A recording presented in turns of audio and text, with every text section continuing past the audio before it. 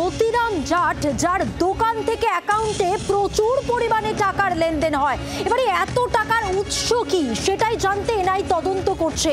NI এর তদন্তে মতিরাম স্ক্যানারে রয়েছে এবং এই মতিরামের অ্যাকাউন্টে দফায় দফায় প্রচুর পরিমাণ টাকা আসে। মমিনপুরের দোকান থেকে মতিরামের অ্যাকাউন্টে টাকা। শনিবার মমিনপুরের দোকানে তল্লাশি চালায় এনআইএ, আর এই দোকান থেকে দফায় দফায় তার অ্যাকাউন্টে জমা হয় টাকা। 22 এপ্রিল পহেলগাঁও জঙ্গি হামলা, গত 25 মার্চ জমা হয় 22,000 টাকা। অ্যাকাউন্টে জমা 1,35,000, 1,05,000 এবং 5,000 টাকা জমা পড়ার হদিশ পেয়েছেন তদন্তকারীরা। এবার এই টাকার উৎস কি এনআইএ তা তদন্ত করে দেখছে।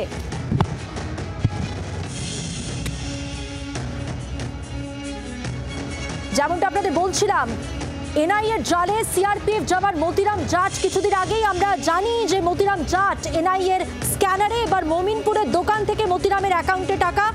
শনিবার মমিনপুরের দোকানে তল্লাশি চালায় এনআইএ।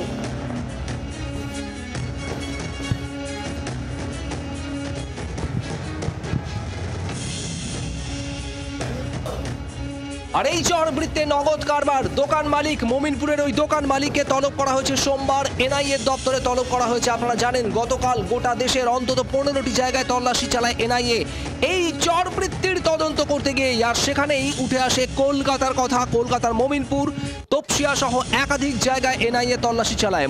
মমিনপুরের যে দোকান থেকে টাকা ট্রান্সফার করা হয়েছিল এই মতিরাম জাট, চরবৃত্তির অভিযোগে ধৃত সিআরপিএফ কনস্টেবল মতিরাম জাটের অ্যাকাউন্টে সেই দোকানের মালিককে তলব করা হয়েছে। তাকে সোমবার জিজ্ঞাসাবাদ করবে এনআইএ। কার নির্দেশে বা কে দোকান থেকে জমা করত টাকা জানতে চান এনআইএর গোয়েন্দারা।